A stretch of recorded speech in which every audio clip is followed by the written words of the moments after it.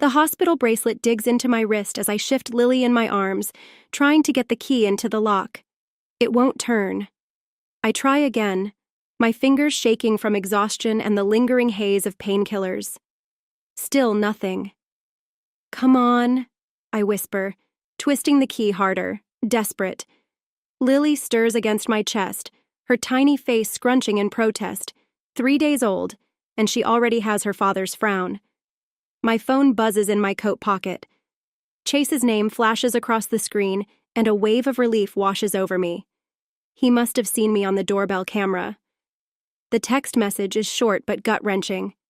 "I've changed the locks. I've filed for divorce. Don't try to come in. My lawyer will contact you." I read it 3 times, each word landing like a punch to the gut.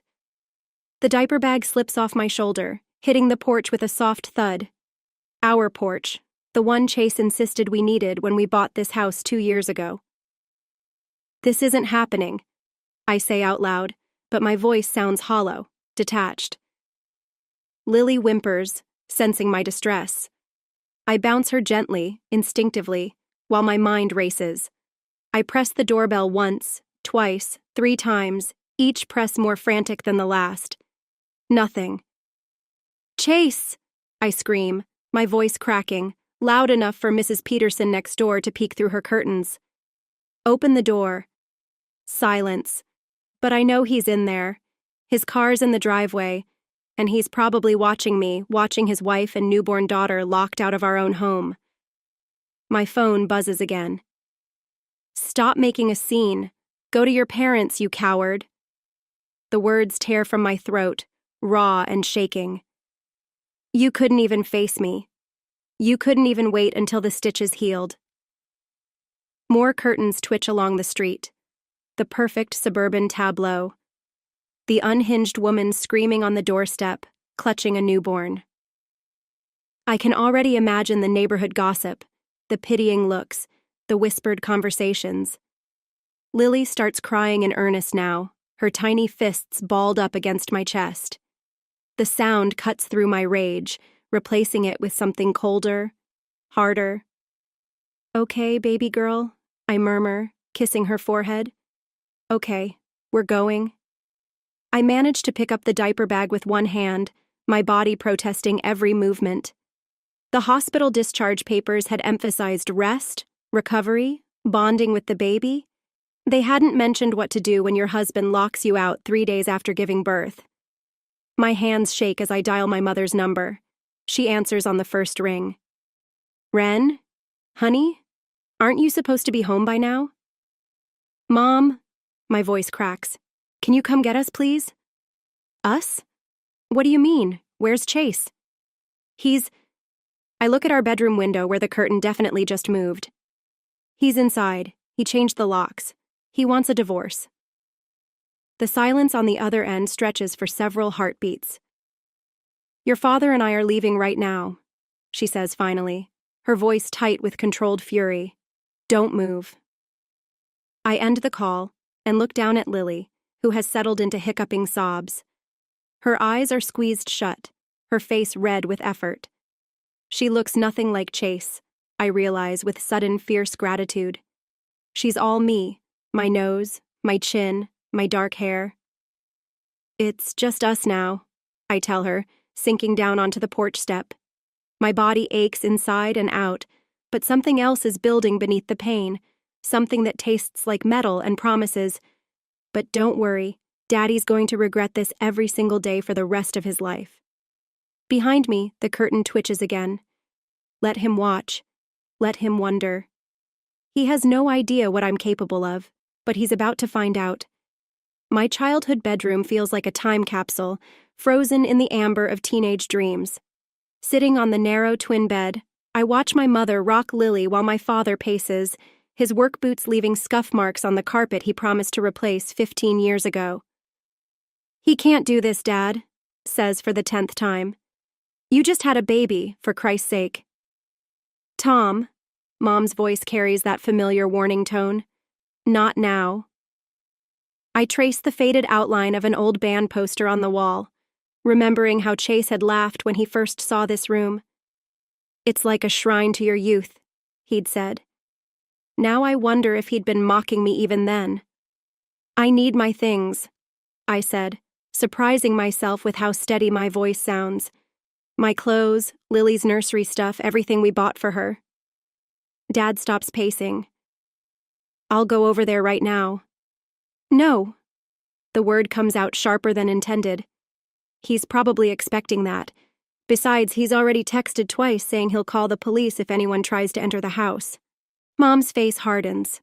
That little language, I remind her, nodding at Lily. She's already learned the F word from Dad's outburst in the car. The attempt at humor falls flat. Mom shifts Lily to her other shoulder, and I catch a glimpse of my daughter's peaceful face. She's the only one sleeping soundly tonight. Remember when I told you he was controlling? I say, picking at a loose thread on the bedspread. How he wanted me to quit my job because one of us should be home with the baby. Dad's hands clench into fists.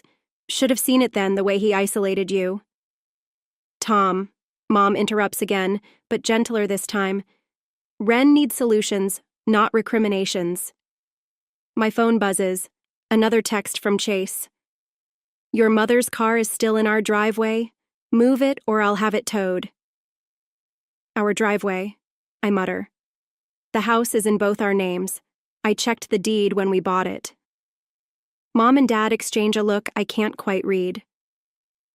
There's something else, I say, the words bitter in my mouth. Something I never told anyone. 3 months ago, when I was on bed rest, I found something on his laptop. The rocking chair creaks as Mom leans forward. What was it? Emails, dozens of them to someone named Emma. My throat tightens. They were intimate, but when I confronted him, he said I was being paranoid, hormonal, that stress wasn't good for the baby. Son of a... Dad starts, but Mom cuts him off with a sharp look. And you believed him? She asks carefully. I wanted to. The admission hurts. God, I wanted to. We had the nursery already, and the doctor said any stress could trigger early labor, and I swallow hard. I convinced myself I was wrong. The silence that follows feels heavy with unspoken accusations, not against me. My parents would never, but against themselves, against Chase, against the whole situation. My phone buzzes again. This time it's Linda, Chase's mother. We need to talk. Chase says you're being unreasonable. Call me. I turn the phone face down. His mother thinks I'm the problem, always has. Linda can go. Dad starts. Tom. Mom's exclamation startles Lily, who whimpers in her sleep. We all freeze, waiting to see if she'll wake fully. She settles after a moment, and Mom continues in a whisper. We need a plan. A lawyer. First thing tomorrow. I nod, but my mind is already racing ahead.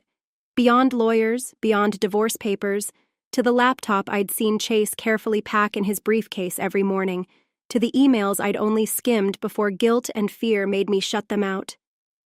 You're right, I say, trying to focus. We need a lawyer, but first I need to get back into that house.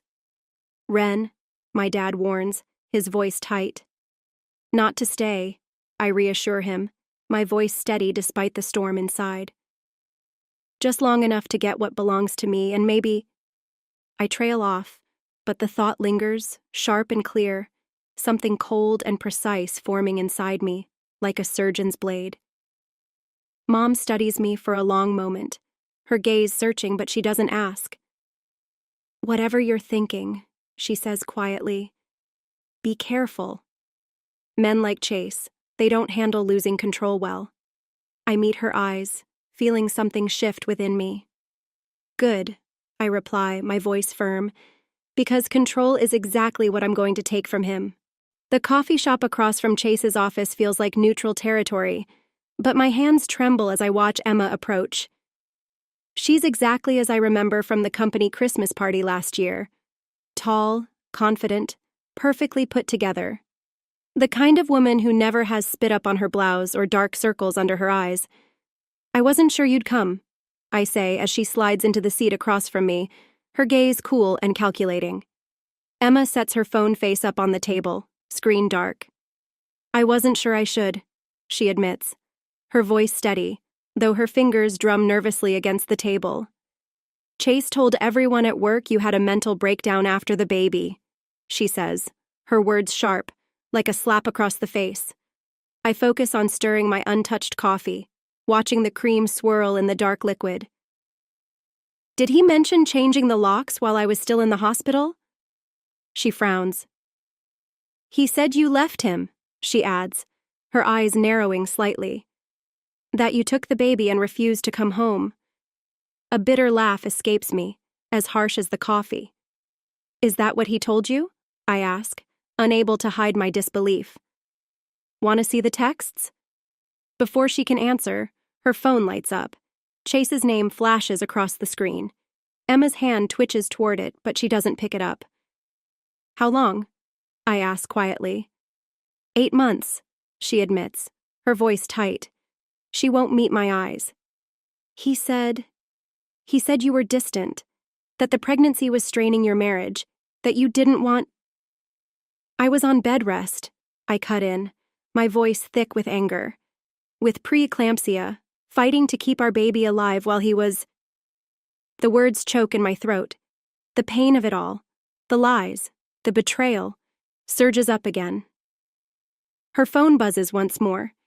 This time she turns it face down, as if she's afraid of what's coming next.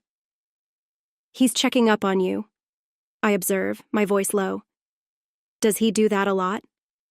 Something flickers in her eyes. Recognition, maybe fear. She swallows hard. You don't know him like I do. No, I agree. I thought I knew him better. The barista calls out another order, making Emma jump.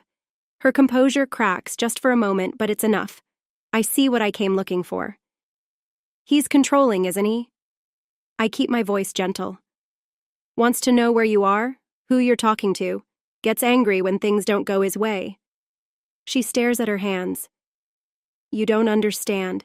He's under a lot of pressure. The merger at work, the Morrison deal. Her head snaps up. How did you...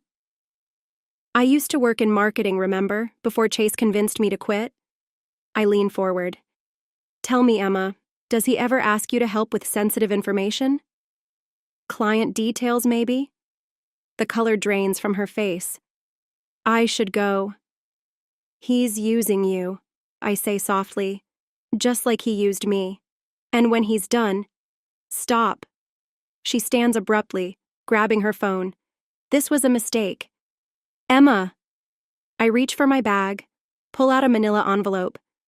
Before you go, these are copies of emails I found between Chase and the Morrison Group CEO, dated 3 months before the merger was announced.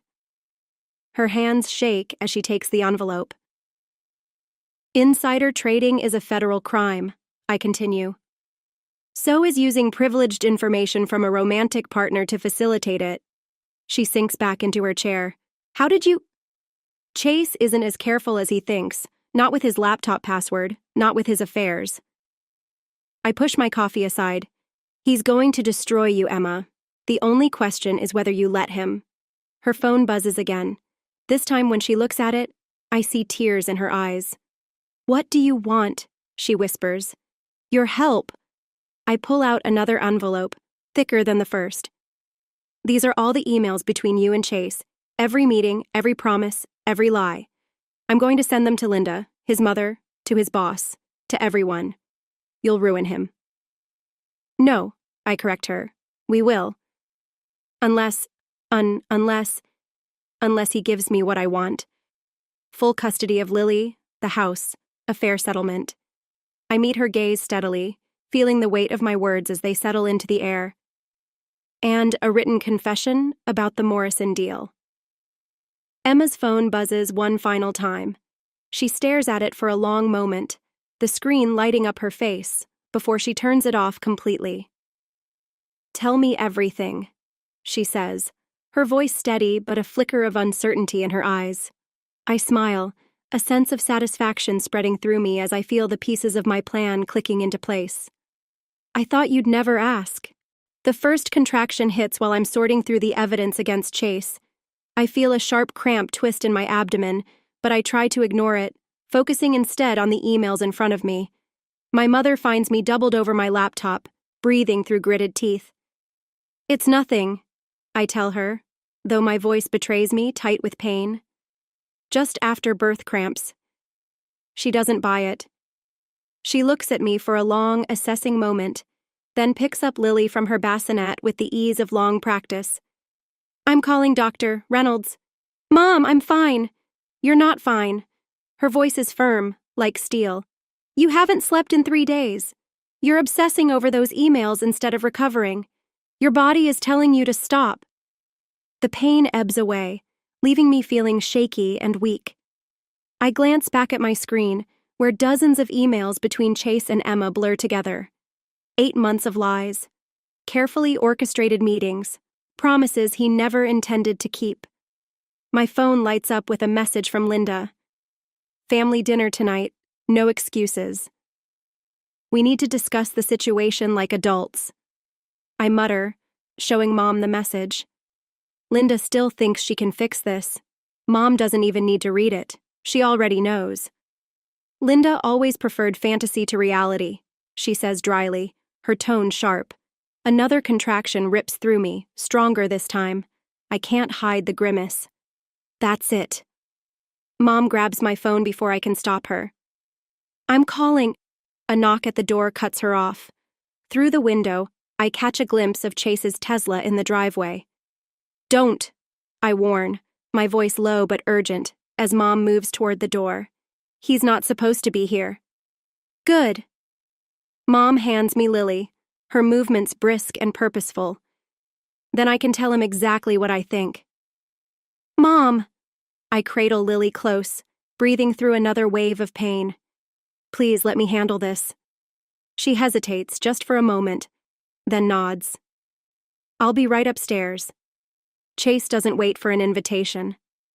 After Mom opens the door, he strides in like he owns the place. Sharp Brooks Brothers suit, an air of calculated casualness. "You met with Emma," he says without preamble, his tone cool and dismissive. "Hello to you too," I reply, forcing my voice to stay even as my pulse quickens. I focus on Lily's warm weight against my chest, using it to steady myself. "Missing your girlfriend already?" I ask, my words biting. His jaw tightens, but he doesn't say anything. "Whatever she told you." "She showed me everything, Chase." The lie comes easily, slipping off my tongue with practiced ease. The Morrison deal, the insider trading, all of it. Color drains from his face. "You're bluffing." Another contraction hits. I turn away, using the moment to hide my reaction. "Want to risk your career on that bet? You can't prove anything." "Can't I?" I meet his eyes. "Your laptop password is still Lily's due date.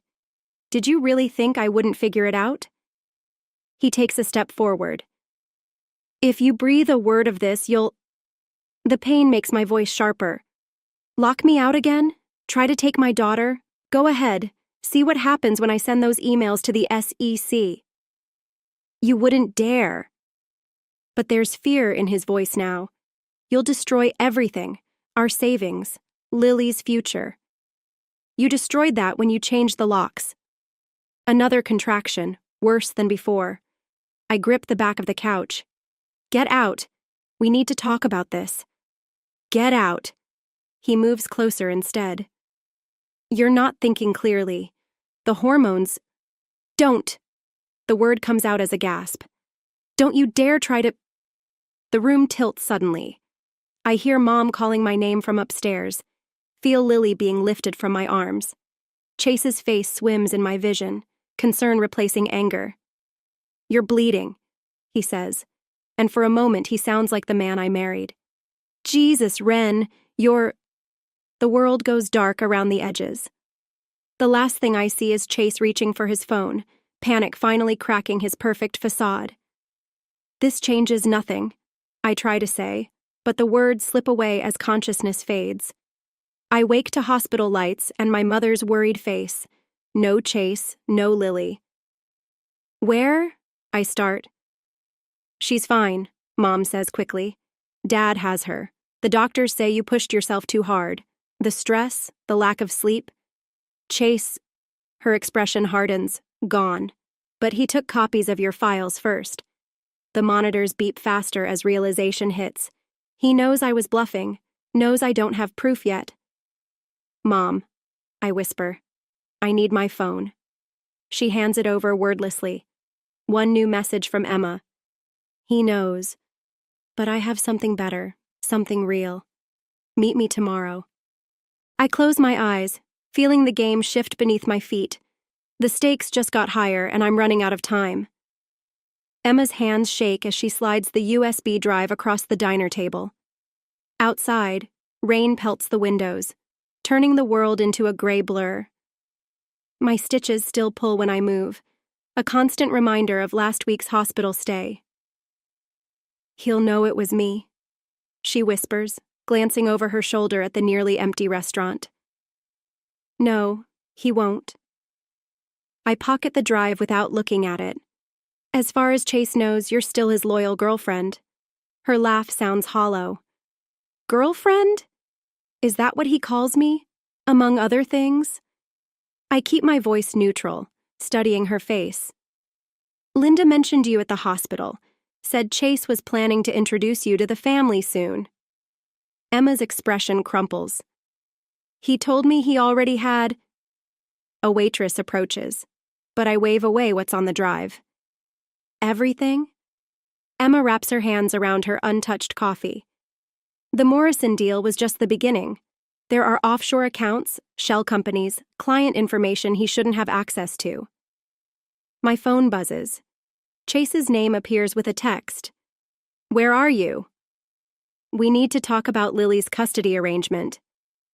He's getting desperate, I murmur, showing Emma the message. You don't know the half of it. She leans forward.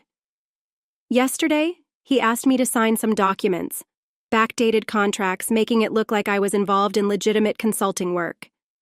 Setting you up to take the fall, she nods, tears threatening, just like his last assistant. The one who suddenly resigned and moved to Seattle. The pieces click into place. How many others? 3 that I know of, all women, all gone within months of major deals. She wipes her eyes, her makeup smudging, but it doesn't matter now. I thought I was different. My phone buzzes again. This time it's Linda. Having dinner at our house tonight, 7 p.m. No excuses. Time to end this foolishness. I glance at the message but don't respond immediately. They're closing ranks, I murmur, more to myself than Emma. They think they can still control this. Chase says his father has connections at the SEC. Emma's voice drops even lower. That nothing will stick. Even if... The diner door chimes. Emma freezes mid-sentence, her face draining of color. I turn and immediately see who's entered. Greg, Chase's father. He shakes the rain from his umbrella and scans the room, his gaze landing on me almost immediately. He followed me, Emma whispers, panic rising in her voice. Oh God. Leave now, back door. I slide out of the booth, positioning myself between Emma and Greg's line of sight, blocking her from his view. I'll handle this.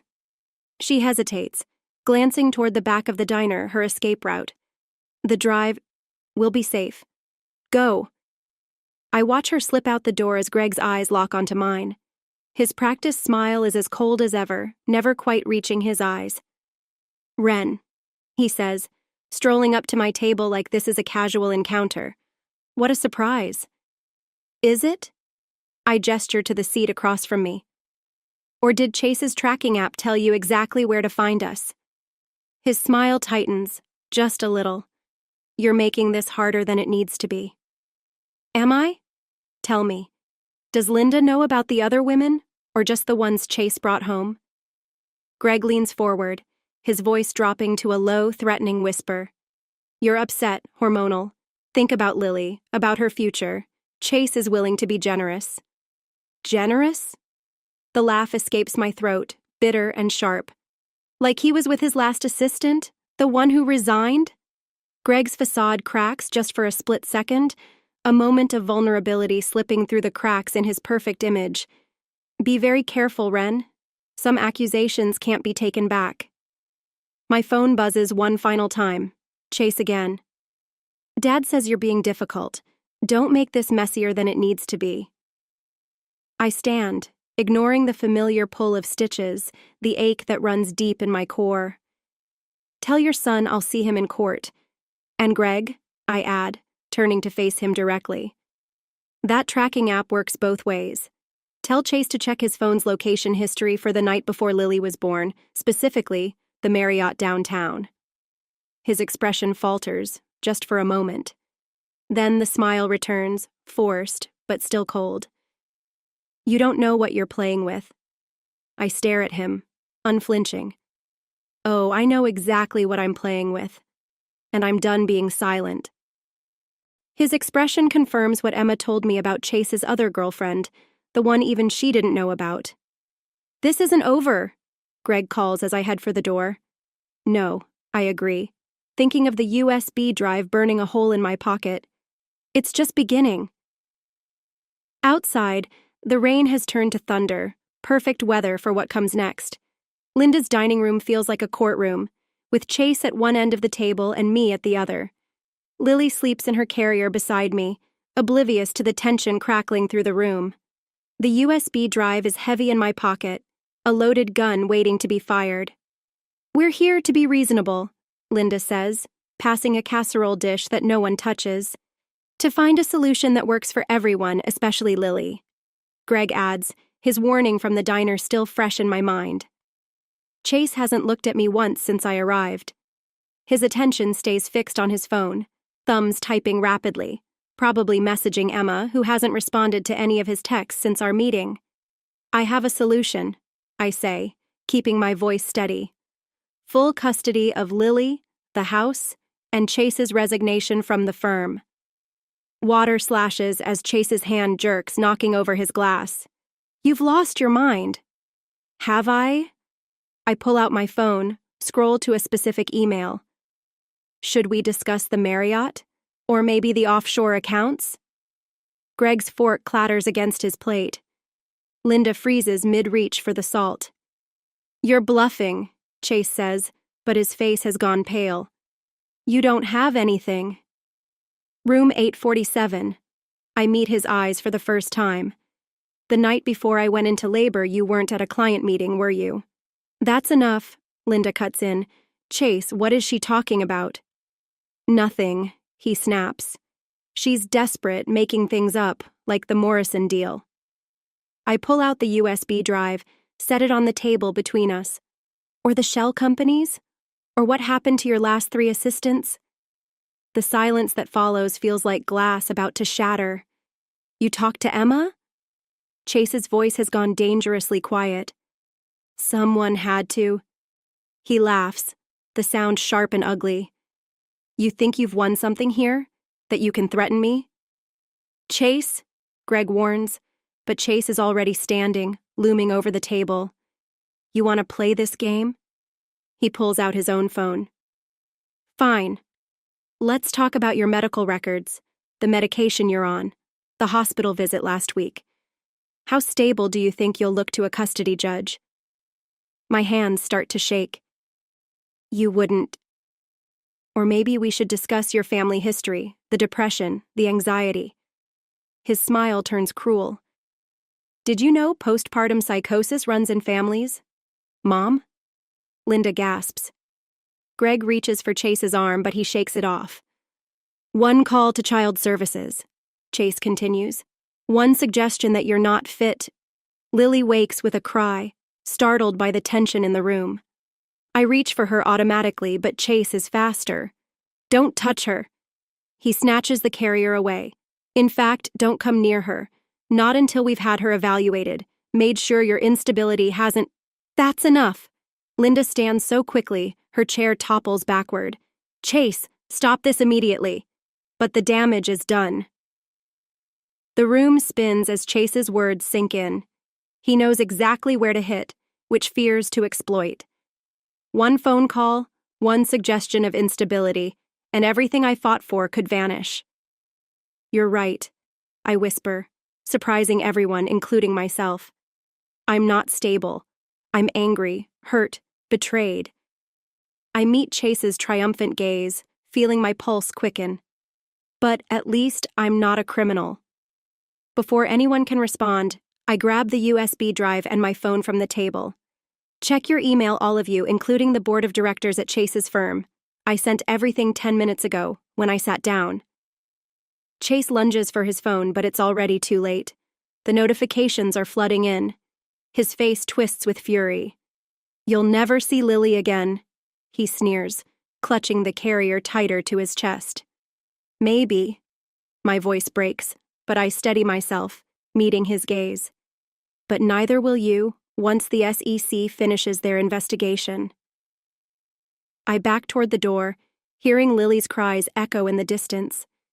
It feels like leaving a piece of my soul behind, but I know it's only temporary. Chase may have won this battle, but the war is just beginning, and I've learned to fight as dirty as he does. The SEC agents arrive at Chase's office at exactly noon. I stand across the street, watching them march through the glass doors in their dark suits. My phone hasn't stopped buzzing since dawn. Calls from Linda, from Greg, from Chase's lawyer. I ignore them all. Emma meets me at the coffee shop downstairs, her face drawn, worry lines etched deep. They're questioning everyone, the whole trading floor's shut down. Good. I check my watch, feeling a sense of satisfaction. How long until... The building's fire alarm cuts me off. Employees rush out onto the sidewalk, many still clutching their phones, laptops, and briefcases. Chase emerges last, flanked by 2 agents. Even from this distance, I can see the fury in his stride. He's searching, eyes scanning the crowd. He's looking for you, Emma whispers, her voice low. Let him look. It's as if he hears us. His head snaps up, his gaze locking onto mine across the street. For a split second, I see the man I once loved, the one who painted the nursery with me, who promised me a future together, who held my hand through the hardest of times. But then his face twists into a snarl, and the illusion shatters. You ruined everything, he bellows, shoving past the agents. You stupid, vindictive... Mr. Harrison! One of the agents grabs his arm, holding him back. We're not finished. The hell we're not! Chase wrenches free, stalking toward me with the same anger I've seen 1,000 times before. You think this makes you powerful? You think you've won? Emma flinches, shrinking back into the crowd. But I stand my ground, my heart pounding in my chest, every muscle tensed. Where's Lily? I ask, my voice steady despite the fear creeping up my spine. Safe, away from you. His laugh is cold and manic, as if he's convinced himself. You'll never see her again. I've made sure of that. I can see the cracks in his facade. He's losing it. The desperation in his words only makes me stronger. I'll see her again, I say, voice unwavering. And when I do, it'll be because of me, not you. Chase freezes for a moment, eyes burning with rage. Then he snarls, turning toward the agents. Let's go, he growls. I've had enough of this. But as he storms off, I can't help the small sense of victory that stirs within me. Chase may have thought he had all the power, but now it's my turn. Ice slides down my spine. What does that mean? It means I protected my daughter from you, from your instability. He leans closer, voice dropping. Check your email. The emergency custody order just went through based on your concerning behavior. My hands shake as I pull out my phone. The legal document fills the screen, words jumping out like accusations. Mental health concerns. Family history. Recent erratic behavior. You can't. I can. I did. His smile widens. And while you were playing detective with your little USB drive, I was moving assets. Good luck proving anything now. Something clicks. The offshore accounts. He transferred everything. Everything. He straightens his tie. The SEC won't find anything, and you won't get a penny. But hey, at least you got your revenge, right? The agents approach again, more insistent this time. Chase turns to go, triumphant. You forgot something, I call after him. He pauses. What? The video. I hold up my phone. Of you just now admitting to moving assets during an active investigation. And this. I pull out a second USB drive. The real evidence. Everything Emma gave me was a copy. Did you really think I'd send the originals without backup? The color drains from his face. You're bluffing again. Check your phone. The video is already uploaded to your family's group chat. Hi, Linda. I wave at my mother-in-law, who stands frozen across the street, her own phone in hand. I thought you should see who your son really is. The agents are close enough now to hear everything. One reaches for the USB drive. The other takes Chase's arm again, firmer this time. Oh, and Chase. I step closer, voice soft. That custody order? My lawyer filed an emergency appeal an hour ago, with testimony from your other girlfriends. All of them, even the ones I didn't know about until Emma did some digging. His facade finally cracks. You can't prove? Watch me? The agents lead him away, past Linda's shocked face, past the crowd of whispering employees. Emma touches my arm. What now? My phone buzzes with a text from my lawyer. Appeal granted. Emergency hearing in 1 hour. Bring everything.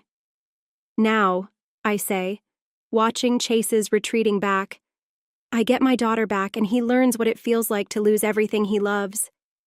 Was it worth it? Emma asks quietly. The revenge. I think of Lily, of the life Chase tried to steal from us. Ask me tomorrow, after I hold my daughter again.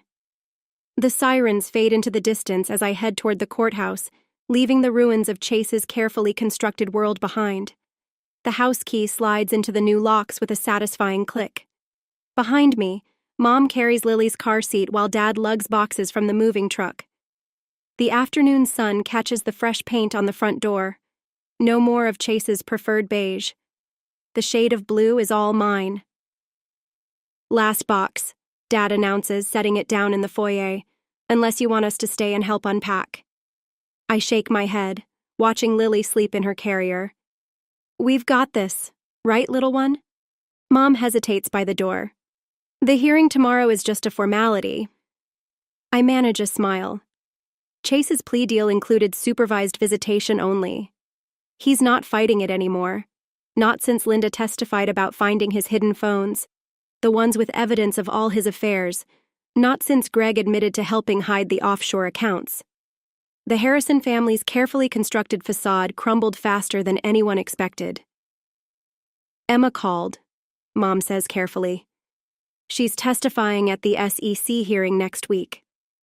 I know. I run my hand along the wall, already planning where Lily's photos will go. She's braver than she thinks. Dad clears his throat. That marketing firm called again about the position. Dad, just think about it. You were good at your job before. He trails off, but I hear the unspoken words. Before Chase. Before I let someone else define my worth. I will. I mean it this time. But right now, I need to focus on Lily, on making this house a home. They leave reluctantly, Mom kissing Lily's forehead, Dad squeezing my shoulder.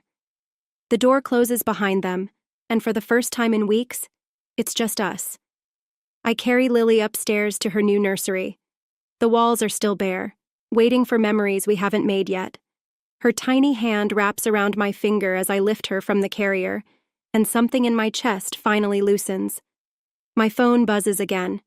Linda's name flashes on the screen, but I let it go to voicemail. Whatever amends she's trying to make can wait. The last text from Chase sits unread. I never meant to hurt you. As if intention changes anything. Lily stirs in my arms, her tiny eyes fluttering open. Eyes that mirror mine more each day.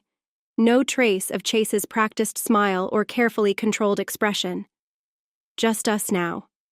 I whisper, settling into the rocking chair, the familiar creak soothing my nerves. But that's okay. We're stronger than he thought. A car door slams outside. Through the window, I see Emma getting out of her SUV, a stack of files in hand for tomorrow's hearing. She waves up at me, and I wave back. Another unexpected alliance forged in the ruins of Chase's deceptions. The doorbell rings, but I don't rush to answer it. Emma has her own key now, another symbol of how much has changed, how much I've changed. "Your mom called," Emma says when she finds us upstairs. "Wanted to make sure you're really okay being here alone." "I'm not alone," I reply softly, nodding toward Lily, then Emma. "And this isn't the house Chase built anymore. It's ours." She studies my face, her gaze sharp, understanding. No regrets about any of it? I think about Chase in his prison jumpsuit, about Greg's resignation from the board, about Linda's tearful apologies, and the women who came forward once the first domino fell. "Only one," I say finally, my voice steady. "That I didn't see it sooner, that I let him make me doubt myself for so long."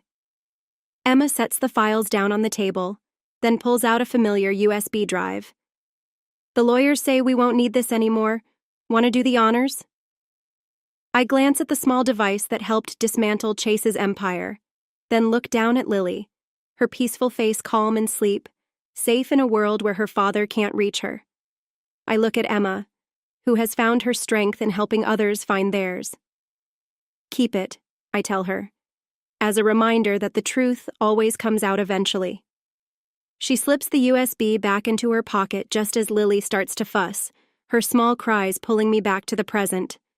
Outside, the moving truck pulls away, leaving behind only the quiet of new beginnings. Not a fairy tale ending, not even close, but maybe something better, something real, something earned through fire and fury and the quiet strength of women who refuse to break.